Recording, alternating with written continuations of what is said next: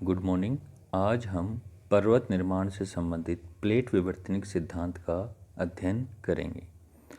पर्वत निर्माण के विषय में अनेक सिद्धांत प्रतिपादित किए गए हैं, लेकिन कोई भी सिद्धांत पर्वतों की उत्पत्ति के विषय में संतोषजनक विश्लेषण प्रस्तुत करने में सक्षम नहीं है। सामान्यतः पर्वत वे ऊंची स्थलाकृतियां हैं जिसका आधार चौड़ा और ऊपरी भाग नुकीला होता है। यूँ तो चार प्रकार के पर्वत होते हैं, लेकिन निर्माणकारी सिद्धांत मोड़दार पर्वतों के संबंध में ही दिए गए हैं, क्योंकि विश्व की अधिकतर लंबी तथा ऊंची पर्वत श्रृंखलाएं हैं वो मोड़दार पर्वत श्रृंखलाओं के रूप में हैं। अन्य पर्वतों में ज्वालामुखी पर्वत, ब्लॉक पर्वत तथा अवशिष्ट पर्वतों की उत्पत्ति प्रक्रिया उतनी जटिल नहीं है। यानी कि जो वलित पर्वत हैं उनकी उत्पत्ति प्रक्रिया जटिल है, जबकि ज्वालामुखी पर्वत और ब्लॉक पर्वत और अवशिष्ट पर्वतों की उत्पत्ति है वो उतनी जटिल नहीं है या सामान्य है। ज्वालामुखी पर्वत की उत्पत्ति ज्वालामुखी क्रिया से तथा ब्लॉक पर्वतों का निर्माण चट्टानों के दशान या तनावमूलक बल के कारण तथा अवशिष्ट पर्वत का निर्माण अपरदन क्रिया से होता है। पुनः तीनों प्रकार के पर्वत न तो अत्यधिक लंबे हैं और न ही जटिल और ऊंचे होते हैं। यानी कि ज्वालामुखी पर्वत, ब्लॉक पर्वत तथा अवशिष्ट पर्वत हैं वो उनकी न तो वे बहुत अधिक लंबाई वाले हैं और न ही बहुत अधिक ऊंचे होते हैं। अतः मोड़दार पर्वतों की उत्पत्ति ने प्रारंभ से ही वैज्ञानिकों को आकर्षित किया है और इसकी उत्पत्ति के विषय में आज हम प्लेट विवर्तनिक सिद्धांत का अध्ययन करेंगे। ये सिद्धांत सभी प्रकार के पर्वतों की उत्पत्ति की स्पष्ट व्याख्या करता है। यानी कि प्लेट विवर्तनिक सिद्धांत है वो क्या नाम है वलित पर्वतों, ब्लॉक पर्वतों, ज्वालामुखी पर्वतों और अवशिष्ट पर्वतों सभी पर्वतों की व्याख्या को स्पष्ट करता है। इसके द्वारा महासागरीय मोड़दार पर्वतों एवं ज्वालामुखी द्वीपों की उत्पत्ति का भी स्पष्टीकरण हो जाता है। यानी कि जो प्लेट विवर्तनिक सिद्धांत है वो मुख्य रूप से वलित और ज्वालामुखी पर्वतों की वैज्ञानिक व्याख्या करता है। प्लेट विवर्तनिक सिद्धांत के अनुसार संपूर्ण भूपटल का निर्माण दृढ़ भूखंडों द्वारा हुआ है, जिन्हें प्लेट कहते हैं। यानी कि प्लेट किसे कहते हैं?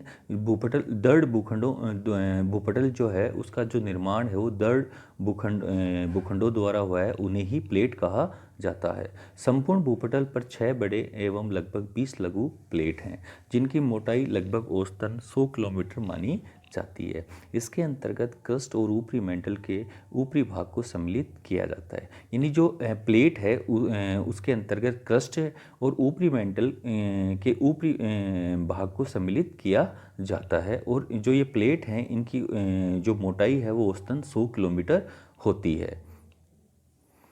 इस सिद्धांत के अनुसार संपूर्ण भूपटल का निर्माण प्लेटों द्वारा हुआ है। यानी कि इस सिद्धांत के अनुसार 6 बड़ी और 20 लघु प्लेटों को माना गया। यानी जो संपूर्ण पृथ्वी है उस पर 6 बड़ी प्लेटें हैं तथा 20 लघु प्लेटें हैं और संपूर्ण भूपटल का जो निर्माण है वो प्लेटों द्वारा ही हुआ है। ये प्लेट एक दूसरे से बिल्कुल सटे हुए हैं, यानी पास पास में होते हैं तथा प्लेट सीमा के सहारे सीमांत क्षेत्र में विवर्तनिक क्रियाएं होती हैं। प्लेट किनारे सामान्यतः 3 प्रकार के होते हैं। रचनात्मक प्लेट किनारा, जब दो प्लेटें एक दूसरे के विपरीत दिशा में गतिशील होती है। यानी जब दो प्लेटें विपरीत दिशा में गतिशील होती हैं तो उस केंद्र को स्प्रेडिंग सेंटर या विसर्पण केंद्र कहा जाता है। इस केंद्र के सहारे ही पृथ्वी के आंतरिक भाग से गर्म तरल मैग्मा ऊपर आता है तथा ठोस होकर नई क्रस्ट का निर्माण करता है।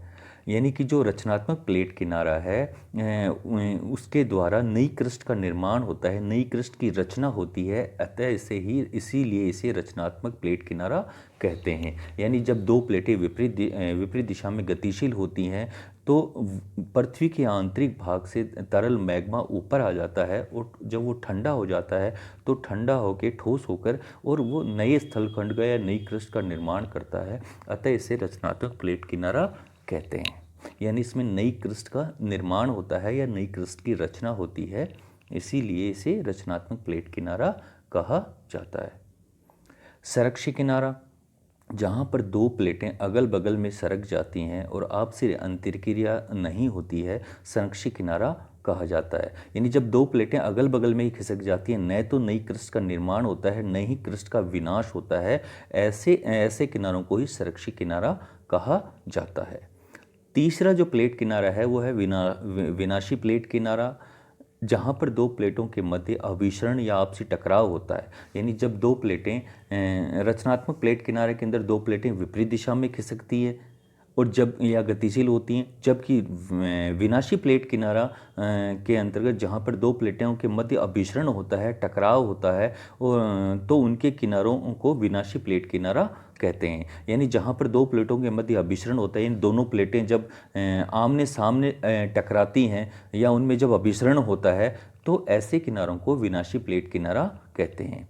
क्योंकि एक प्लेट जो भारी पदार्थों का बना होता है, उसके किनारे मुड़कर नीचे की ओर चले जाते हैं, जहाँ पर अधिक तापमान और गहराई के कारण वो उस प्लेट का भाग है वो नष्ट हो जाता है या पिघल जाता है। यानी जब दो प्लेटें आमने सामने टकराती हैं, तो अधिक घनत्व वाली प्लेट और कम घनत्व वाली के प्लेट के नीचे की ओर अधिक्षेपित हो जाती है, नीचे की ओर चली जाती है, और जब वो पृथ्वी के आंतरिक भाग में नीचे की ओर जाती है, तो वहाँ पे अधिक तापमान के कारण उस प्लेट का जो भाग होता है वो पिघल जाता है और उससे मैग्मा का निर्माण होता है। तो जो विनाशी प्लेट किनारा है, जहाँ पे दोनों प्लेटों में अभिसरण होता है, टकराव होता है, पहली चीज़। दूसरी चीज़ ये है कि जो दो प्लेटें हैं उनमें एक अधिक घनत्व वाली होती है और एक कम घनत्व वाली होती है। तो अधिक घनत्व वाली प्लेट है वो कम घनत्व वाली प्लेट के नीचे अधिक्षेपित हो जाती है और बेनियो उपक्षेत्र में जाके वो पिघल जाती है, जिससे मैग्मा का निर्माण होता है।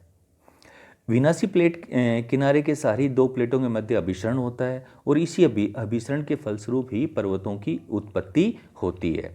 आमने सामने टकराने की प्रक्रिया में अधिक घनत्व वाली या भारी प्लेट कम घनत्व वाली हल्की प्लेट के नीचे क्षेपण हो जाती है, जिससे हल्की प्लेट का किनारा संपीड़न बल के कारण मुड़ जाता है, जिसके ऊपर का पदार्थ वलित होकर पर्वत का रूप धारण कर लेता है। यानी जब दोनों प्लेटें आमने सामने टकराती हैं, उनमें अभिसरण होता है, तो अधिक घनत्व वाली प्लेट है वो कम घनत्व वाली प्लेट के नीचे चली जाती है, और जब पृथ्वी के आंतरिक भाग में अधिक घनत्व वाली प्लेट का जो भाग पहुंचता है, अधिक तापमान के कारण वो पिघल जाती है, वहाँ पे क्या नाम है मैग्मा का निर्माण होता है। इससे कम घनत्व वाली प्लेट का किनारा है वो ऊपर की ओर उठ जाता है या वलित हो जाता है, उसके जो ऊपर का पदार्थ वलित होकर पर्वत का रूप धारण कर लेता है। पर्वत निर्माण भी एक प्रकार की विवर्तनिक क्रिया है। पर्वत निर्माण की क्रिया वहीं होती है जहाँ दो प्लेट आपस में टकराते हैं। प्लेट महासागरीय एवं महाद्वीपीय दोनों प्रकार की होती हैं। यानी जो प्लेट होती हैं वो स्थलीय भाग वाली भी हो सकती हैं और सागरीय भाग वाली भी हो सकती हैं। यानी प्लेट महासागरीय भी हो सकती हैं, महाद्वीपीय भी हो सकती हैं, और दोनों प्रकार की यानी महासागरीय और महाद्वीपीय भी हो सकती हैं। प्लेटों के मध्य अभिसरण की तीन स्थितियाँ बनती हैं, यानी दो प्लेटों में टकराव की तीन स्थितियाँ बनती हैं, जिनके आधार पर ही पर्वतों का निर्माण होता है। महाद्वीपीय एवं महाद्वीपीय प्लेट का टकराव। प्रथम स्थिति में महाद्वीपीय प्लेट का टकराव महाद्वीपीय प्लेट से ही होता है। यानी जब दो प्लेटों में अभिसरण होता है और दोनों ही महाद्वीपीय स्थलीय प्लेट होती हैं, तब उनमें आपस में टकराव होता है। तो ऐसे ही टकराव से ही हिमालय पर्वत का निर्माण हुआ है। यदि दोनों ही महाद्वीपीय प्लेटों में चट्टानों का घनत्व एक समान हो तो प्लेट सीमा का विनाश हो जाता है और सीमा क्षेत्र में दबाव से चट्टानें फैलकर या अभिसरण के कारण मोड़दार पर्वतों का निर्माण करती हैं। इस डायग्राम के अंतर्गत हम देखते हैं कि दो प्लेटें हैं, दोनों प्लेटों का घनत्व है वो समान है। हमने यहाँ मान लिया है कि जो दोनों ही महाद्वीपीय प्लेट हैं और दोनों ही प्लेटों का घनत्व है वो 2.67 है।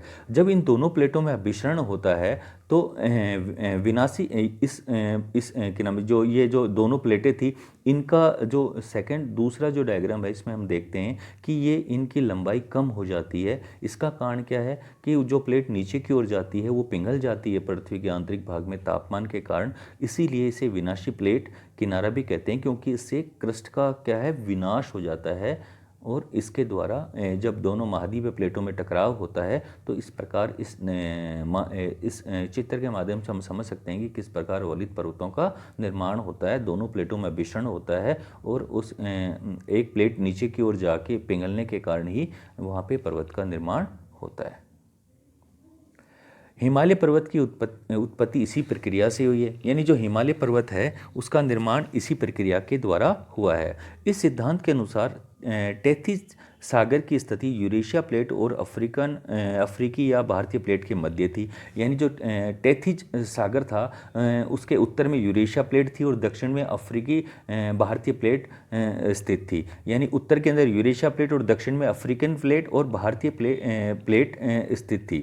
सेनोजोइक कल्प में इन दोनों महाद्वीपीय प्लेटों के अभिसरण या टकराव के कारण क्षेपण होने से सबडक्शन होने से टेथिस भूसन्निधि का मलबा वलित हो गया और इससे आल्प्स और हिमालय श्रृंखला का निर्माण हुआ। यानी जो टेथिस जो भूसन्निधि थी उसके उत्तर में यूरेशियन प्लेट थी, दक्षिण में अफ्रीकी और भारतीय प्लेट थी। जब इन दोनों प्लेटों में टकराव हुआ तो इस टकराव या अभिसरण के कारण जो दबाव बल उत्पन्न हुआ उसी के कारण ही टेथिस भूसन्निधि का जो मलबा था या जो अवसाद उसमें जमाव थे वो वलित हो गए और इसी कारण आल्प्स और हिमालय श्रृंखला का निर्माण हुआ।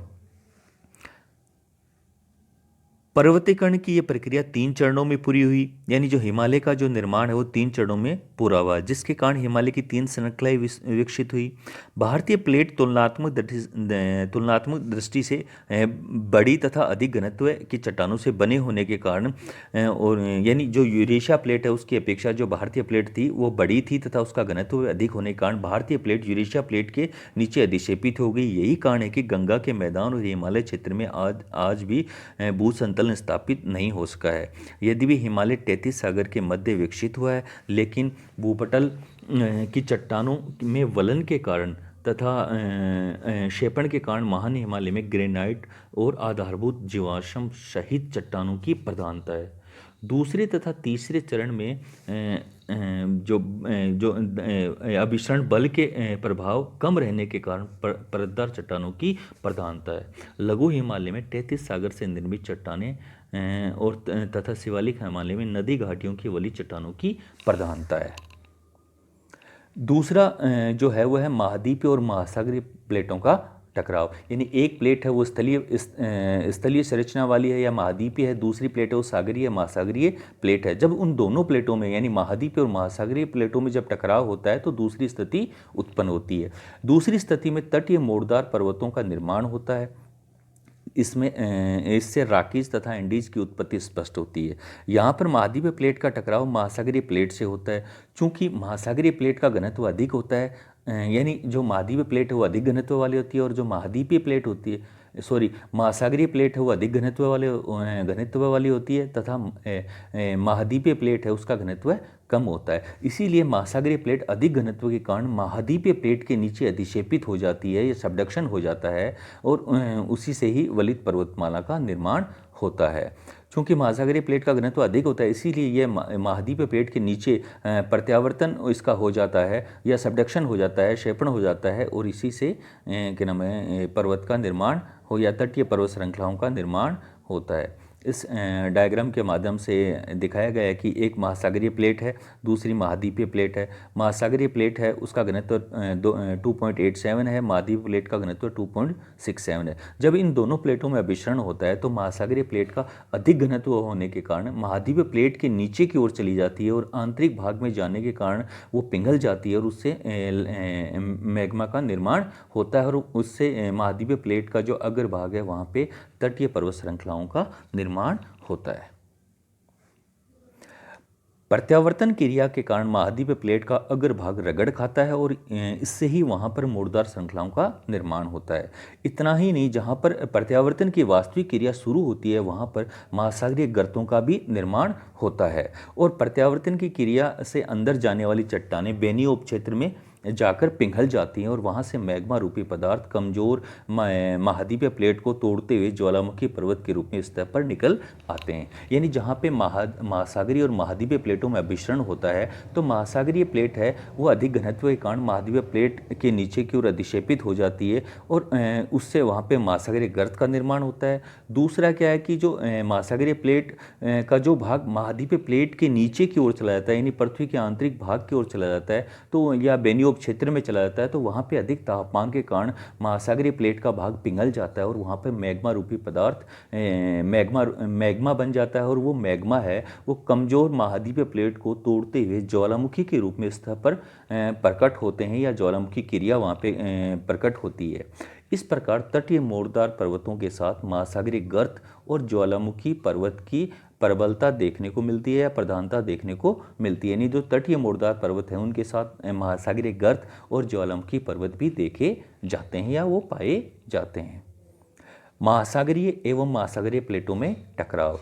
तीसरी स्थिति है उसमें दोनों ही प्लेटें महासागरीय या सागरीय होती हैं। जब उनमें अभिसरण होता है तो उससे तीसरी स्थिति का निर्माण होता है। तीसरी परिस्थिति के अंतर्गत महासागरीय मोड़दार पर्वतों का निर्माण होता है, क्योंकि दोनों ही प्लेटें कैसी हैं, महासागरीय होती हैं, इसीलिए महासागरीय मोड़दार या वलित पर्वतों का निर्माण होता है। इसका निर्माण ऐसी स्थिति में होता है जब महासागरीय प्लेट का टकराव किसी दूसरी महासागरीय प्लेट से होता है। इस डायग्राम के द्वारा दिखाया गया कि दोनों ही प्लेटें हैं वो क्या हैं, महासागरीय हैं। दोनों का घनत्व 2.87 और 2.87 है, और जब इनमें आपसी अभिसरण होता है तो उससे महासागरीय वलित पर्वतों का निर्माण होता है। यद्यपि दोनों महासागरीय प्लेट होते हैं, लेकिन तट के नज़दीक वाले प्लेट का घनत्व कम होता है। यानी जो तट के नज़दीक जो महासागरीय प्लेट होती है उसका घनत्व या कम होता है। ऐसी स्थिति में यहाँ पर सबडक्शन की क्रिया होती है और कम घनत्व वाली महासागरीय प्लेट के अग्रभाग में मोड़ पड़ जाते हैं और ज्वालामुखी पर्वत का निर्माण होता है। यानी जब दो महासागरीय प्लेट हैं, जो प्लेट तट के नज़दीक होती है उसका घनत्व कम होता है, और जो तट से दूर होती है उसका घनत्व अधिक होता है। तो अधिक घनत्व वाली प्लेट जो तट के नज़दीक महासागरीय प्लेट है उसके नीचे की ओर अधिक्षेपित हो जाती है, उसका सबडक्शन हो जाता है, और उससे वहाँ पे मैग्मा का पृथ्वी के आंतरिक भाग में बेनी उपक्षेत्र में जाने के कारण मैग्मा का निर्माण होता है, और इससे जो कम घनत्व वाली जो महासागरीय प्लेट का जो अग्रभाग है वो वलित पर्वत उस पर मोड़ पड़ जाते हैं, और वलित पर्वतों का तथा ज्वालामुखी पर्वतों का निर्माण होता है। उसी ज्वालामुखी पर्वत की जो चोटी है जो सागर से ऊपर होने के कारण या समुद्र तल से ऊपर होने के कारण द्वीप के रूप में दिखाई देती है। एशियाई द्वीपमाला है जो है इस प्रक्रिया का ही परिणाम है। ये जापान के होन्शु द्वीप की उत्पत्ति इस डायग्राम के माध्यम से दर्शाई गई है कि किस प्रकार जो ये दोनों महासागरीय प्लेटों का अभिसरण हुआ और उसी से होन्शु द्वीप जो द्वीप है उसकी उत्पत्ति हुई। अतः स्पष्ट है कि प्लेट विवर्तनिक सिद्धांत एक ऐसा सिद्धांत है जो सभी प्रकार के मोड़दार पर्वतों की उत्पत्ति को स्पष्ट करता है। यानी जो सभी प्रकार के मोड़दार या वलित पर्वतों का यहाँ पे जो अर्थ है वो ये है कि ये तटीय वलित पर्वतमालाओं की उत्पत्ति को भी स्पष्ट करता है, तथा महाद्वीपीय भागों के अंदर या महाद्वीपीय क्षेत्र के स्थल भाग में जो वलित पर्वतमालाएँ पाई जाती हैं उनकी उत्पत्ति को भी स्पष्ट करता है। दूसरी ओर ये सागरीय भाग के अंदर जो वलित पर्वतमालाएँ पाई जाती हैं, ज्वालामुखी पर्वत पाए जाते हैं, उनकी उत्पत्ति की भी व्याख्या करता है। यद्यपि सिद्धांत की अपनी सीमाएं हैं, जैसे प्लेट की गतिशीलता स्वयं एक प्रश्न चिन्ह है, यानी गतिशीलता पर एक प्रश्न चिन्ह है, यानी कि जो कि सभी प्लेटें वो गतिशील होती हैं और उनमें कभी अभिसरण हो रहा है, कहीं पे वो एक दूसरे विपरीत दिशा में गतिशील हो रही है। तो ये जो गतिशीलता, प्लेटों की जो गतिशीलता का जो बल है उस पर एक प्रश्न चिन्ह है। फिर भी अपनी विशेषताओं के कारण ये सर्वाधिक विश्वसनीय सिद्धांत प्रतीत होता है। इस सिद्धांत की सबसे बड़ी विशेषता यह है कि इसके द्वारा पहली बार स्पष्ट किया गया कि मोड़दार पर्वतों का निर्माण, यानी जो वलित पर्वत हैं उनका निर्माण सिर्फ परतदार चट्टानों में वलन पड़ने से ही नहीं, वरन भूपटल की आधारभूत चट्टानें भी वलित होती हैं। अधिकतर मोड़दार पर्वत या वलित पर्वत हैं वो प्रारंभिक चट्टानों के वलन से ही बने हैं। धन्यवाद।